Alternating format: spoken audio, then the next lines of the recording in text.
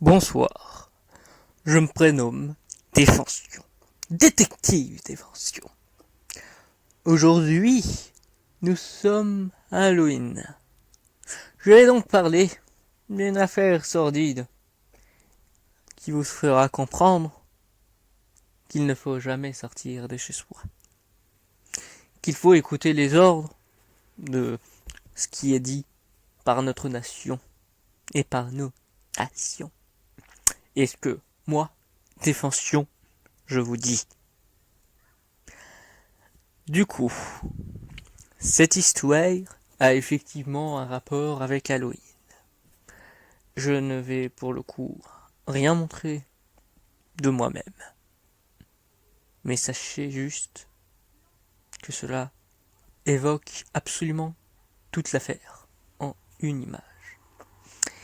Une image plus ou moins soft. Car celle-ci est vraiment sordide.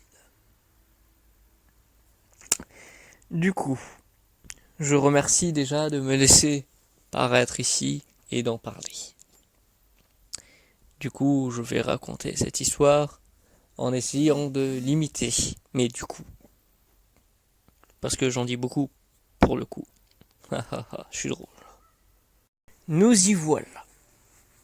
Cette affaire avait commencé justement un Halloween. Je ne dirai pas lequel, car cette histoire pourrait s'être passée n'importe quel Halloween. Lors de cet Halloween, quelqu'un a eu des enfants, apparemment, vu les bruits qu'il entendait dehors, sonnaient à sa porte. Et il s'attendait comme à l'accoutumée, un bonbon ou un sort. Mais rien. Il n'y avait personne. À moins que il se tourne à droite. Et au lieu de voir sa citrouille illuminée, il voit une tête. Où, justement, les yeux sont crevés. Et la bouche, les dents, retirées. Et où, justement, une bougie semble avoir été mise.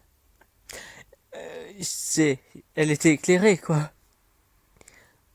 Tout de suite, il nous a donc appelés. Et en arrivant, justement, la police arriva et en arrivant, ils eurent un macabre résultat. La personne était morte. La même personne qui avait appelé juste avant. Et ce qu'il décrivait avait disparu. Par la suite, il a fallu attendre 13 minutes après pour qu'un second appel arrive. Disons plus ou moins la même chose. Et même chose. La personne qui avait appelé était retrouvée morte. Personne n'a vraiment compris pourquoi. La police chercha de feu en comble du coup cette fichue tête, mais rien. Non. Non, c'est...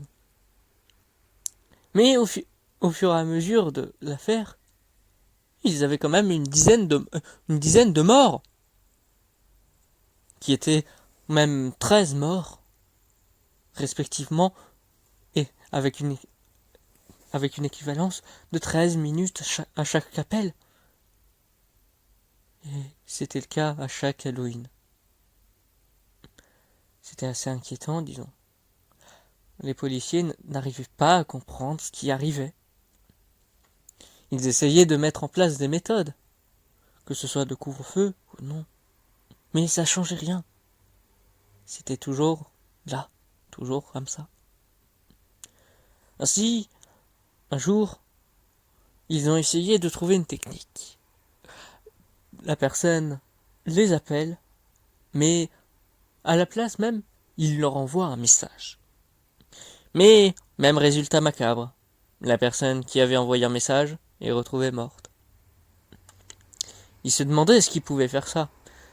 Mais le plus étrange, c'est que les personnes mouraient empoisonnées. Et en regardant ce qu'ils avaient mangé récemment, C'était de la citrouille. Toutes les personnes avaient mangé de la citrouille. Parce que du coup, quand ils disaient voir une tête, c'était une citrouille qu'ils avaient mangée et qui du coup les avait empoisonnés. C'était une piste à prendre.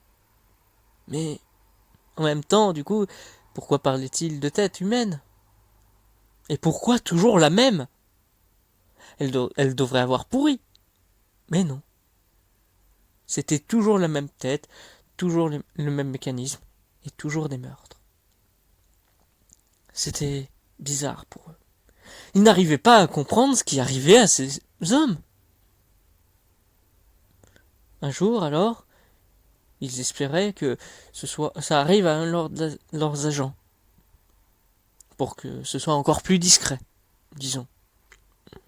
Mais il a fallu attendre longtemps pour que ça arrive. Ou justement, quand cela arriva, ce dernier mourra de la même manière, sans avoir des informations de plus. Ce qui reliait toutes les victimes, c'était de mourir à 13 minutes chacune d'intervalle, et que ce soit Halloween, et qu'elles aient mangé de la citrouille. Le plus étrange, disons, c'est que du coup, les victimes ont mangé peut-être de la citrouille avec leur famille, mais seuls eux étaient empoisonnés.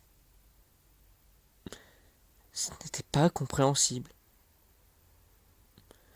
Là où une victime sorta du lot 13 années plus tard. Là où, justement, eh bien, qu'est-ce qui s'était passé? La personne était bien morte, exactement de la même manière, ayant mangé de la citrouille plus tôt la journée, et d'avoir appelé ou envoyé un message à la police, mais ça ne changeait rien. Ce qui restait, c'est que elle semblait avoir mangé de la bougie.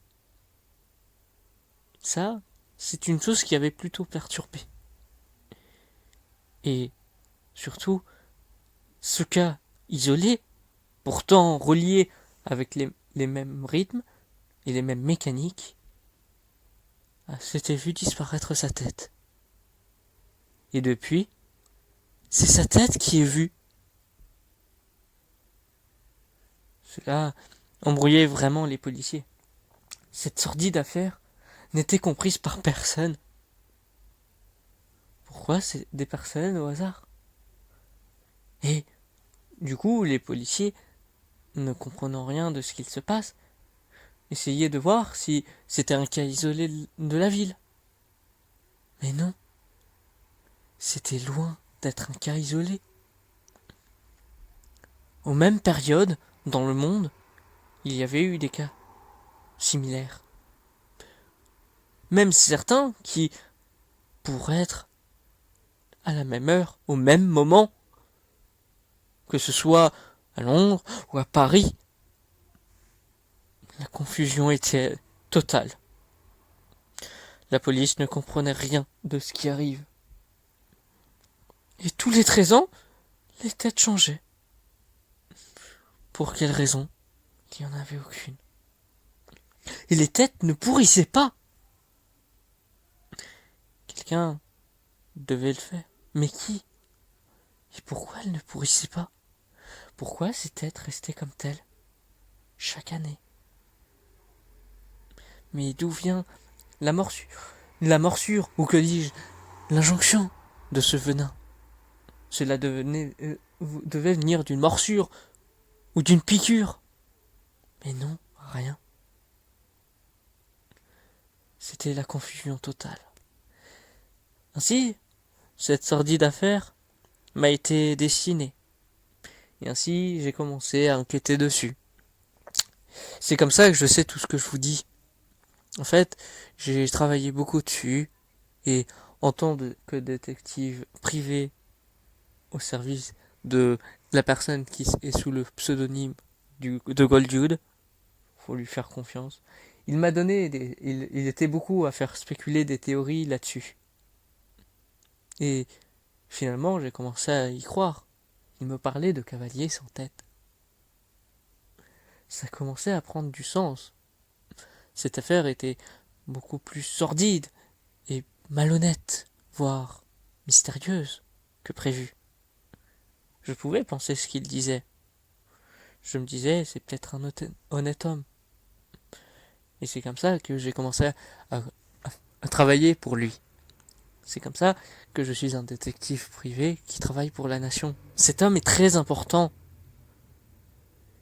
Oui, ça a l'air absurde ces théories, mais il faut y croire.